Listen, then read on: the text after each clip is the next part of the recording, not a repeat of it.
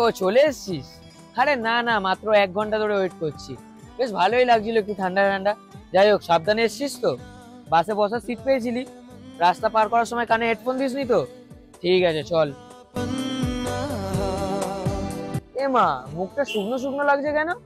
খিদে পেয়েছে? না না না, আগে খাবি চল। বলেছি না খালি পেটে থাকতে না, শরীর খারাপ করবে তো নাকি।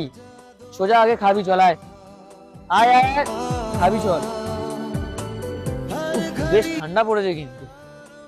এই দাঁড়া দাঁড়া দাঁড়া, তুই এই পাতলা জামাটা কিসের জন্য পরে এসেছিস? এত স্টাইল কিসের? হ্যাঁ, শরীর খারাপ হলে কে দেখবে? আর তুই কাকে দেখাবি এই জামাটা পরে? উফ, এনে ধর এই জ্যাকেটটা পর।